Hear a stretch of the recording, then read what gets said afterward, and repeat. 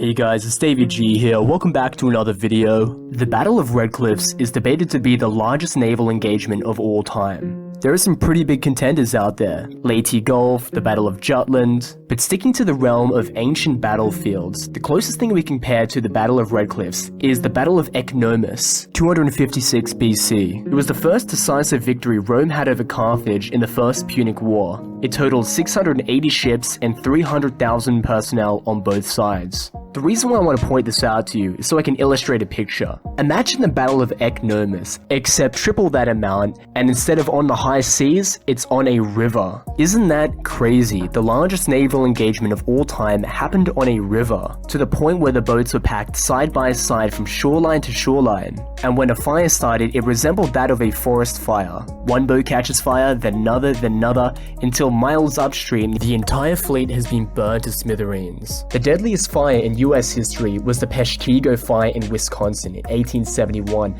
At least 1,200 people died. Now you might not consider this a fair comparison, considering the fire at Redcliffs was an act of war, but still up to 800,000 people died as a result of this fire. The scale of destruction wrought on by this fire is mythic in proportion. All these things make it a hard to forget chapter in the history of China. And it's not just the unforgettable nature of this event, it's also that this battle has changed the destiny of China forever. Without trying to spoil the rest of the series for you, you already know that Southlands lost this battle, and as a result, the three kingdoms are going to emerge as a result of this, with Liu Bei controlling the southwest, Sun Quan to the east, and Cao Cao to the north. If Cao Cao had won this battle, on which he was highly likely to do so at the time, then the entire timeline of China would have been so different as we know it. Instead of having the Three Kingdoms period and the follow-up Jin dynasty afterwards, we would have instead had the Wei dynasty.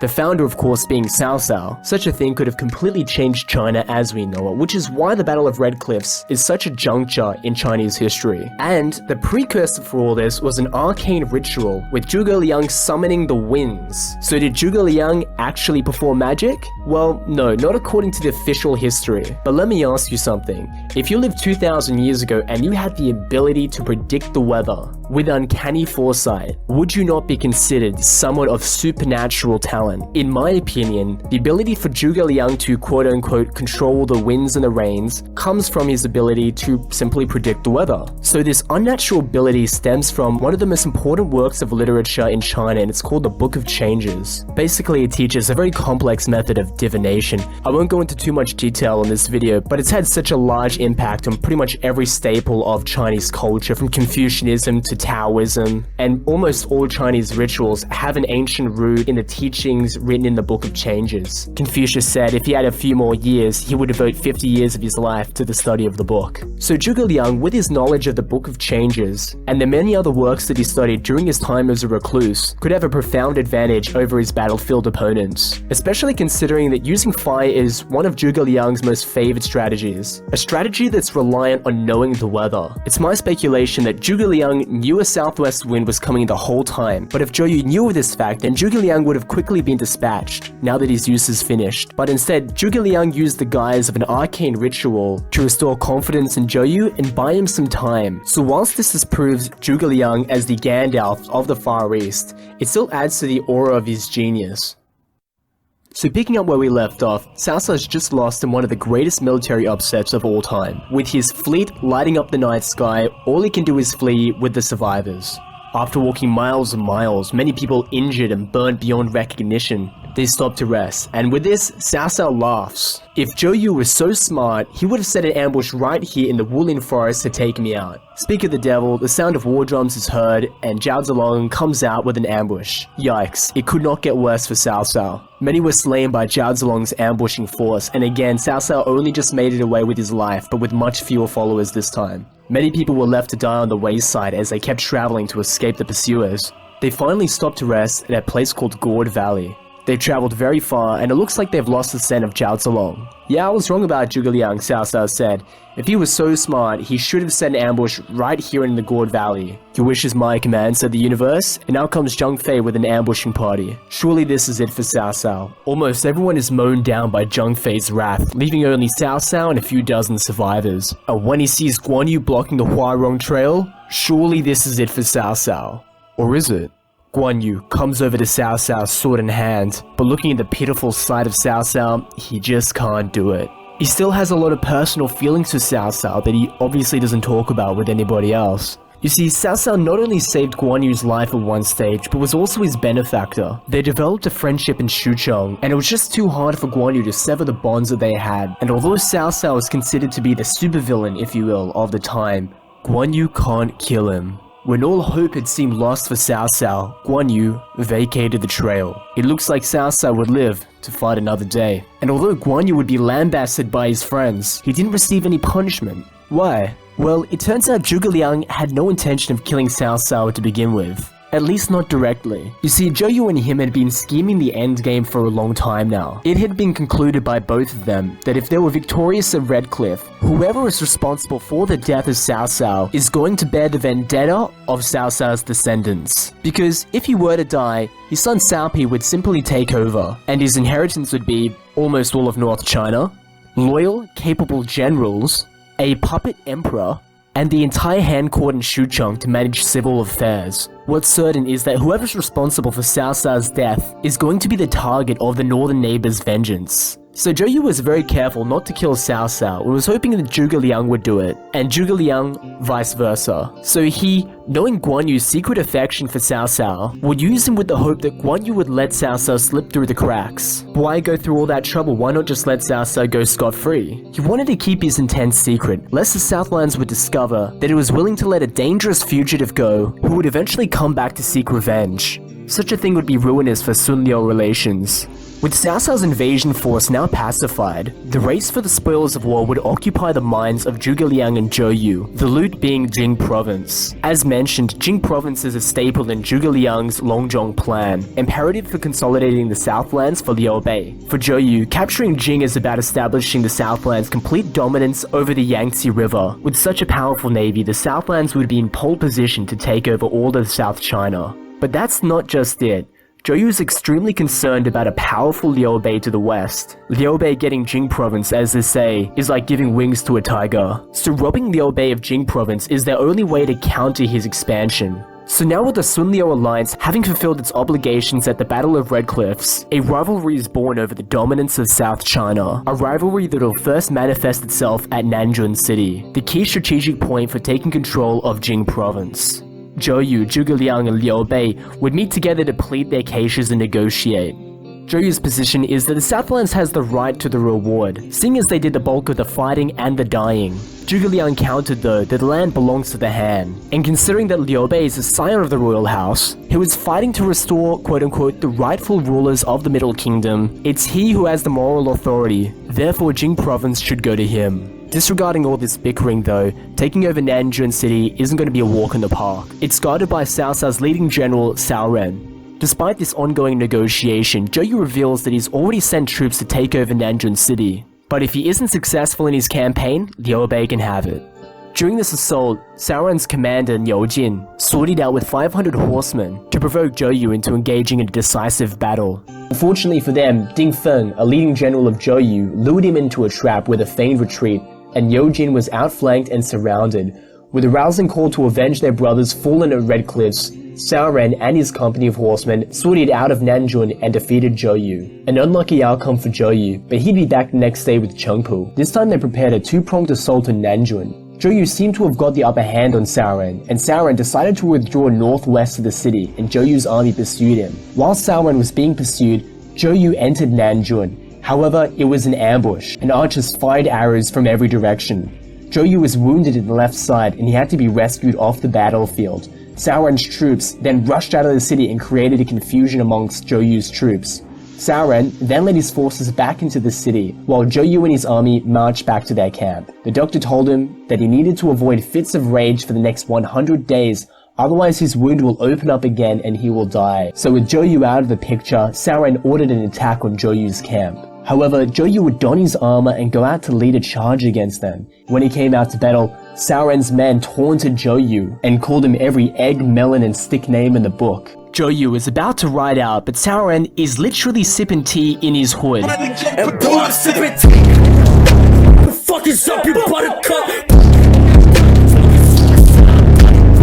This is all Zhou Yu can take, and he just collapses off his horse in rage. He was taken back to camp, and he spread rumors around that he had died, hoping to provoke Cao Ren into launching a night raid on his camp so he could be caught in a trap. So Cao Ren and his army rode into Zhou Yu's camp thinking that their leader was dead, but lo and behold, Zhou Yu was there with an ambush, and they attacked them from within the city. With Cao Ren defeated, Zhou Yu would make straight for Nanjun. But what does he see on the ramparts of Nanjun City? None other than Zhao Zilong, who had just been commanded to take Nanjun while Cao Ren was busy in battle. Zhou Yu, enraged by this, sought to assault the city, but only met with showers of arrows from the defenders, and he was driven away. Panicked by this new development, he sent one of his generals, Ling Tong, to race for Xiangyang, only to find that Zheng Fei had also occupied Shenyang when its garrison left to help Cao Ren. Then Ganyang was dispatched to take Jingzhou before it was too late. Unfortunately, Guan Yu had beaten him to it when the defenders had abandoned the city to help Cao Ren. Zhou Yu was infuriated to hear that Zhuge Liang had taken over Jing province with no effort, while the Southlands paid the price. His anger was so great that his wound opened and he nearly died. To kill with borrowed knife is a term coined by Zhuge Liang in his book The 36 Stratagems. Here, Zhuge Liang definitely borrowed Zhou Yu's knife, and Zhou Yu was not happy about it. Zhou Yu is still full of hatred for Zhuge Liang, and his conflict with Liu Bei is driving him mad. While the world warriors are the menace of Cao Cao, Zhou Yu only has one person in mind. Zhou Yu's nemesis instead is Zhuge Liang. Zhou Yu has a plot to ensnare Zhuge Liang. He's gonna ask for Liu Bei to marry the sister of Sun Quan, and so marry their two houses together. But as soon as he arrives, he's to become a hostage, and the life of Liu Bei is to be exchanged for Jing province. Now, as obvious as a scam this might seem, considering the rivalry between the two houses, Liu Bei saw this as the only way to resolve the conflict over Jing. Liu Bei is also an advocate for the Sun-Liu alliance and still sees Cao Cao as the biggest threat, and if a conflict between Liu Bei and the Southlands happens, then Cao Cao is going to be quick to take advantage, and everything that's been fought for will go to waste. All are skeptical about this, so Zhuge Liang gives 3 small cloth bags to Zhao Zilong with written instructions in them to be opened at different times of emergency. Considering he's in danger the moment he steps foot in the Southlands, they open the first bag and read its instructions. Liu Bei asks his men to don ceremonial dress and in conversation tell the townsfolk of the marriage between their two lords. With the knowledge being public, word makes it to the Dowager, the mother of Sun Quan, who has been excluded from the plot and scolds her son for not asking permission to marry off her own daughter. Even after Sun Quan explains it's only a ruse, by that time everybody already knows about the marriage, so now they have to go through with it, lest it be discovered that the marriage was just a sham, which would bring much shame to the ruling house, especially to young lady Sun, who would be rendered unmarriable if this were to happen. Sun Quan, being unable to back out of the marriage, is forced to go through with it, and Liu Bei is saved from being taken captive upon his arrival. With the plan having backfired tremendously, the two houses of Liu Bei and Sun Quan are now married together, but Zhou Yu can't let this rest. He will never forget about these constant humiliations. So he changes his approach a bit. He thinks that Liu Bei, having had a humble upbringing and having spent most of his life on the battlefield without a stable home or any creature comforts, must be susceptible to the corruption of material wealth and worldly pleasure. Unexpectedly, he was right. After a lifetime of nothing but toil and hardship on the battlefield, he was put up in a large mansion with dozens of servants, dancers, beautiful women, the best food, and given endless streams of gold, silk, and wine. Liu Bei becomes a prisoner of luxury, and in a foggy, debaucherous haze, a full year is able to pass, and Liu Bei has completely forgotten about his sacred mission. Zhao Zilong, seeing Liu Bei uncharacteristically becoming a slave of pleasure, decides this is a real emergency and opens the second bag that he'd received. With the instructions in mind, Zhao Zilong tells Liu Bei that a messenger has arrived, saying 500,000 men from Cao Cao are about to invade Jing. Liu Bei tells his wife of his dilemma, who luckily agrees with him to leave, and whilst the Dowager agrees to them leaving, Zhou Yu will hinder his escape. So they tell the Dowager that Liu Bei wants to pay his respects to his ancestors in Zhuge County. He says in his whole life he hasn't paid this filial respect, so with that, they get permission to leave. However, word makes it to Sun Quan, and he finds out that they've escaped and sends men out to get them to return. Getting them to come back isn't going to be an easy task though, says Chengpu, one of his leading generals. Lady Sun is very fierce and determined, and the officers fear her. She is born of her own decision and will not come of her own free will. Sun Quan loses it. He smashes his inkstone in anger, realizing the predicament that he's now in, and he calls 2 of his generals and gives them his sword of authority. they are ordered to kill Liu Bei and Lady Sun. Liu Bei and his wife found themselves pursued by a Southlands force. Alarmed, Zhao Zilong opens the final pouch. The instruction was simple: tell Lady Sun the truth. Your brother and Zhou Yu formerly made a plot for you to marry me, not for your sake, but to get me into their power and hold me so that they might recover Jing province. They were set on my murder, and you were the bait with which to hook me. Careless of consequence, I came, for I knew that the spirit of a heroine dwelt within your bosom. Lately, I heard the harm was intended to me, so I made danger in Jing province the excuse to escape. Happily for me, you've remained true and come with me. But now your brother is pursuing us. Only you, my wife, can extricate us from this danger. When the pursuers caught up with the fugitives, Lady Sun scolded them, saying she had her mother and her brother's permission to leave and accused them of being traitors. The pursuers thought themselves of lowly rank and dared not dispute Lady Sun, so they just let them go. The two generals, though, with the sword of authority, came up to the exasperated pursuing party, and his direct order to have his sister and Liu Bei executed. So thereupon, they all went and pursued again. Liu Bei's carriage reaches the shoreline. They just need to cross the river to make it to Jing province and into safety. But the Southlands army was hot on their tail. Luckily, Zhuge Liang knew of their recent escape. In the midst of the pursuit, war drums were heard, and Guan Yu with a troop of swordsmen rushed out, and a battle ensued, resulting in a great defeat for Zhou Yu. As Zhou Yu fled, Liu Bei's soldiers were torn. Zhou Yu had a brilliant plan. It cost him the lady and his troops. With this taunting, he fell into a rage, and at once his wound reopened, causing him to fall unconscious. Zhou Yu's humiliation is endless and unbearable. Zhuge Liang is always one step ahead of him, so Zhou Yu comes up with a scheme to end all the schemes. Lu Su tells Zhuge Liang that the Southlands will invade Yi province on their behalf, and Yi province is to be exchanged for Jing. In addition for the Southlands doing all this work for them, what also makes this such an enticing deal is that Liu Zhang, the leader of Yi province, is relatives with Liu Bei, so the Southlands conquering Yi province on their behalf would prevent Liu Bei from having to commit the unfilial act of taking the land owned by his own kin. Zhuge Liang agrees to this, so Zhou Yu, sailing across the Yangtze with his navy, instead of sailing through to Liu Zhang's territory, he launches a surprise attack on Jingzhou. There though, he finds surprisingly it's defended by Cao Zilong, indicating that Liu Bei was anticipating Zhou Yu's traitorous move. On top of that, scouts report that armies led by Guan Yu, Zhang Fei, and two new leading star generals, Huan Zhong and Wei Yan, are all approaching from four sides with the intent to destroy the invading force. Zhou Yu is in a desperate quandary. With his betrayal defeated by Zhuge Liang's betrayal, his final hope to get out of this quandary was to redirect his forces back on the Yangtze River to attack Yizhou in order to placate Zhuge Liang, but it was too late. Unfortunately for him, the water route was barred by Liu Bei's navy, at which time he received a letter from Zhuge Liang, casually explaining that it's probably not a good idea to attack Yi province, considering Cao Cao is thirsting for revenge and is likely to take the Southlands at any moment, and as such, it's not a good idea for you to go. With Zhuge Liang now not allowing Zhou Yu to attack Yi province, his army is stuck in the middle of Jing, running out of supplies, and they're now facing a crushing defeat from Liu Bei's army.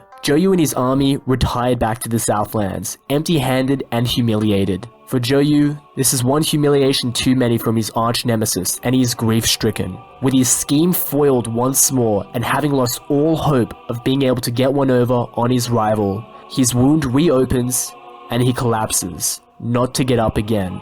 With his final words he says, "O God, since thou made Zhou Yu, why did thou also create Zhuge Liang?" And he passed away at the age of 36.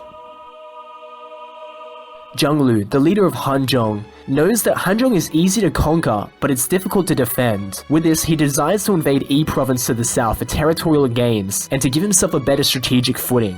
On top of that, Zhang Lu has a vendetta with Liu Zhang, who is supposedly responsible for his mother's death. Liu Zhang, being unable to withstand this onslaught from the north, asks his trusted advisor Zhang Song to go make an alliance with Cao Cao. When he arrives, he plans to give Cao Cao rare, detailed maps of Hanzhong, making an invasion from the north much easier for Cao Cao. However, being drunk with arrogance over his recent victories, he can't bear to see this Zhang Song speak without deference, and takes slight at the fact that Yi province has gone decades without sending tribute to the emperor. Zhang Song, in his frustration, would take his plans to Liu Bei instead. In contrast, Liu Bei treats his guests well, and Zhang Song reveals that he's long held Liu Bei in high admiration, and seeing the arrogance of Cao Cao, he can't believe that he's harbored sentiments to help the quote-unquote traitor of the times. Zhang Song goes further though. He's completely bowled over by the righteousness of Liu Bei's cause, and considering Liu Zhang has proven himself an incompetent administrator of this rich land, Zhang Song recommends that Liu Bei take over Yi province, and he provides him with maps of the region. And whilst this is all in accordance with Zhuge Liang's Longzhong plan, Liu Bei has some deep qualms with this. You see, in Liu Bei's eyes, Jing province was taken from Cao Cao, the supposed great traitor of the time. Therefore, his act was justifiable and right. Now, despite the fact that he needs Yi province, Liu Zhang is a member of the same royal house, and he's no traitor. In fact, he's the rightful ruler of the land, in the same way Liu Bei was the rightful ruler of Jing province. Quote, "Now there are two men in the world as mutually antagonistic as fire and water. My opposite is Cao Cao. He is impetuous, I am long-suffering. He is cruel, I am humane. He feigns while I am true. In all particulars, I am the direct contrary of him. I refuse to risk the loss of confidence and trust the world has in me for a trifling advantage." However, his newly acquired genius strategist, Pang Tong, aka the Hidden Phoenix, would intercede. Quote, "Such ideas scarcely suit the days of rebellion, and to adhere to the ideas of abstract rectitude is to achieve nothing. One must be an opportunist, annex the weak, attack the willfully deluded, and seize the recalcitrant. If you are successful and make the land a great country, will you be guilty of a crime?" Liu Bei now has to make a decision. Make a small concession to his moral compass so he can achieve great things, or stick to his principles and become an old man filled with regret. So he's decided. He sets his sights on Yi province. He writes to Liu Zhang, telling him that he's coming with a large host with the intention to protect Yi province from its aggressive neighbors to the north. Liu Bei leaves Zhuge Liang, Guan Yu, Zheng Fei and Zhao Zilong to defend Jing while he's gone, and instead takes his new star generals Huang Zhong and Wei Yan, in addition to Pang Tong, to act as director general in the western campaign. Liu Zhang is overjoyed to see his long-lost relative come to his aid, but his advisors are alarmed about this new development. One of his advisors, Liu Hui, would warn him that to let Liu Bei in is to welcome a tiger into the gates.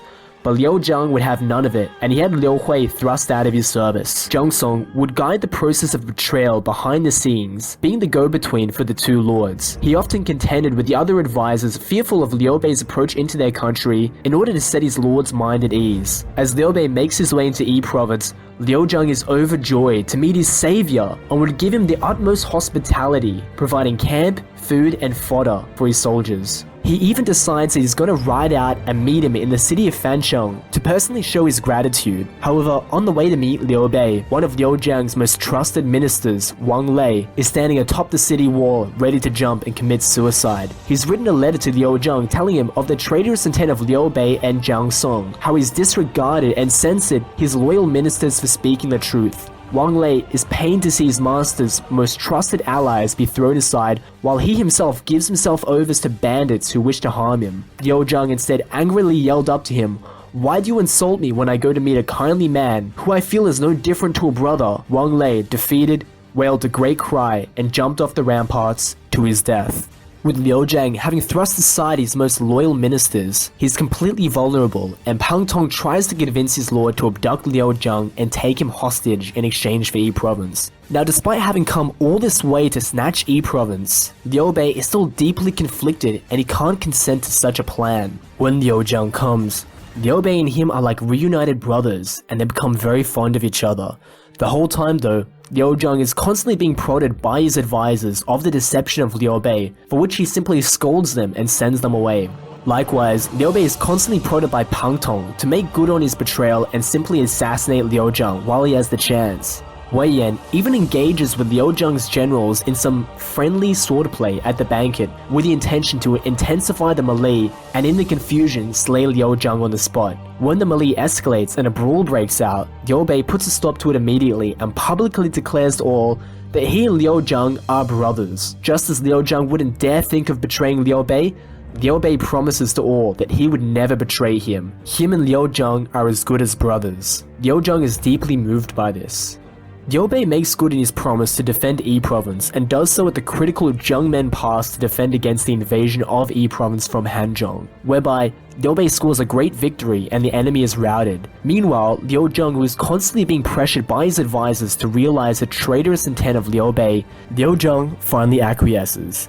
And although he still insists on the innocence of Liu Bei, but as a precaution, he sends him less grain and gold after the threat from the north has been abated. Liu Bei, seeing rations from Liu Zheng slowing down to a trickle, he realizes that if something isn't done soon, Liu Bei's army will be forced to return to Jing province, or worse, be forced to fight against Zhang-Lu or Liu Zheng under the duress of limited food. Given this dilemma, Pang Tong gives him 3 options. A. You can attack Liu Zheng whilst they are still on good terms and capture Chengdu, the capital of Jing province, before he has a chance to react. B. Pretend to flee to Jingzhou, and when the 2 leading generals of Liu Zheng's army come to bid farewell, you can assassinate them. Or lastly, C. Capture the nearby city of Luocheng as a base and start a general war with Liu Zheng. Liu Bei, now in dire straits, has no other choice but to fully commit to the dark path of betrayal, so he picks the second option. With his campaign against the north complete, he feigns a retreat back to Jingzhou, whereupon the 2 leading generals of Liu Zheng come to bid him farewell, but instead, they are mercilessly cut down by Liu Bei's men. Liu Bei is in full realization of what he's done. Zhuge Liang's Longzhong plan provided a way in which he could fulfill his utmost goal in life, which is to restore the Han. But with neither the cause to make war, nor the moral ground to take the land, Liu Bei exchanges his moral code, his integrity, his piety, his honor, his sense of justice, his sense of right and wrong, all for the shot of achieving his lofty ambition, which now supersedes everything else that Liu Bei has stood for. It's been said by a wise man, you either die a hero, or you live long enough to see yourself become the villain. And at this stage of the story, the hero that we've grown to love and cheer for is no longer the same. At this stage, he's just another warlord.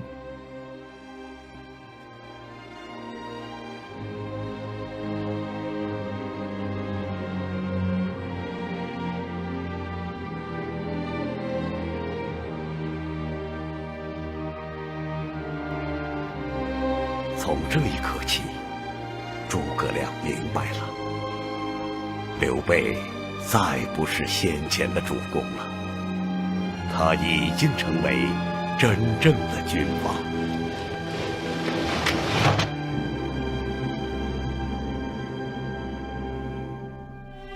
With his betrayal a success, Liu Zheng's resistance is rendered ineffectual, and as such Liu Bei would successfully capture E Province.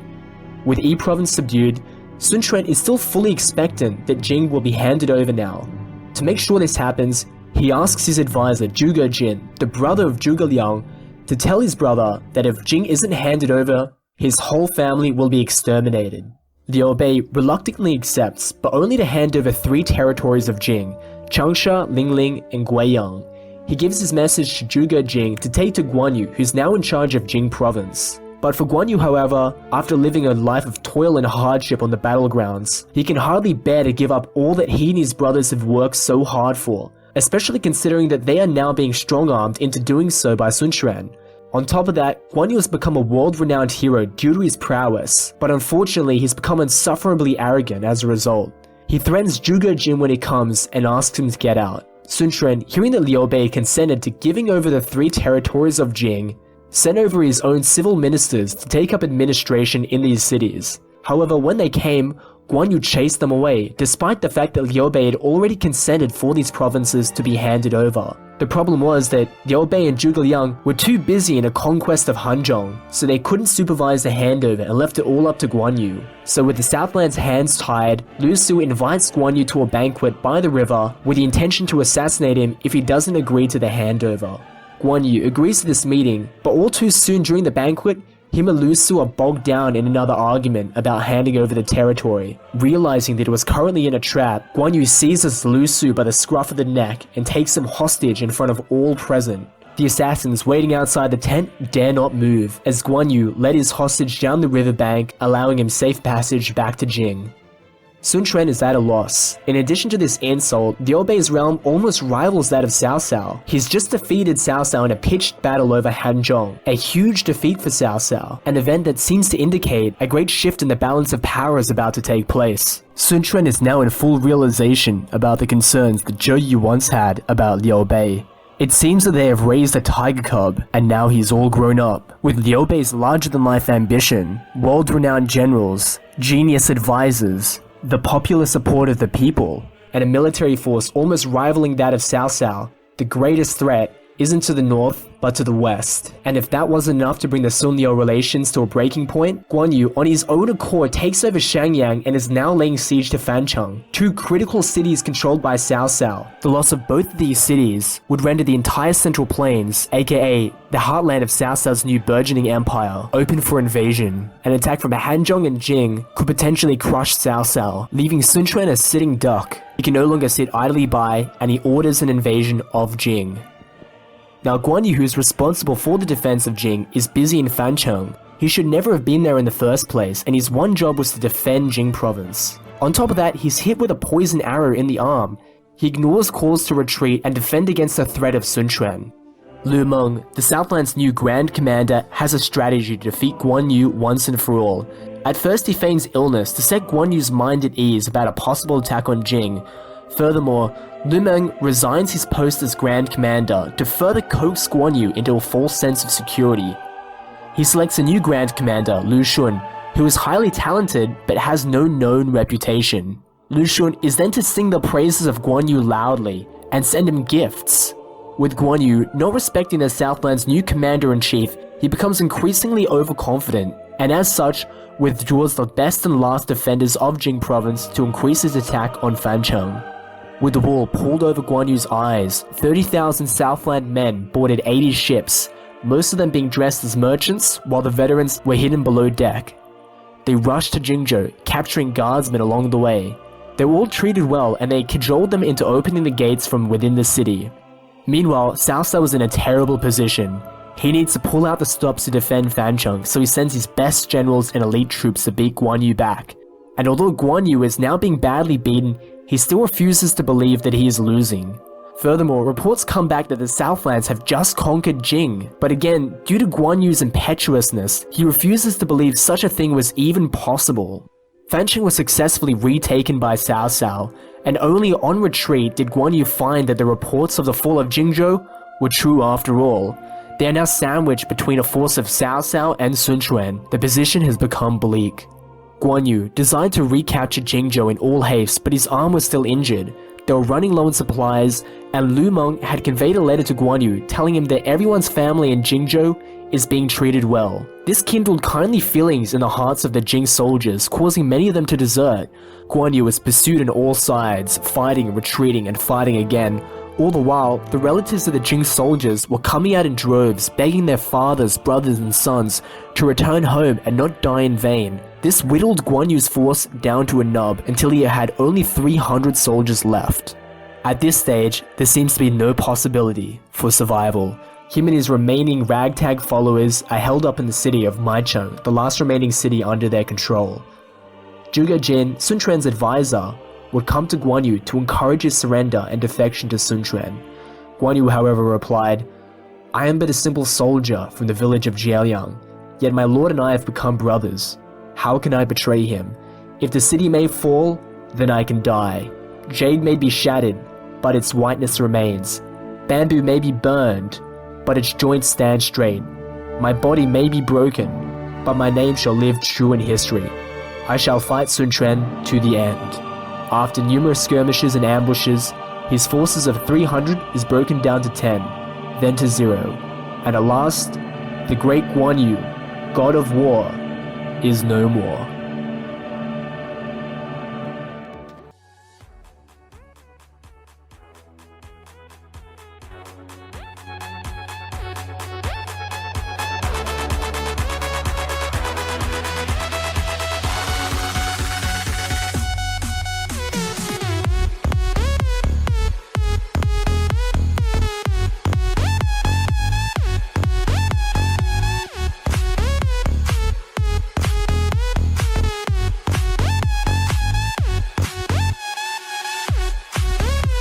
That's the end of this part, guys. Thanks a lot for watching. There's only 2 parts remaining, so stay tuned. If you like this video, please make sure to give a like, and if you want to see the next one, give me some love and make sure to subscribe. Thanks a lot, and I'll see you in the next video.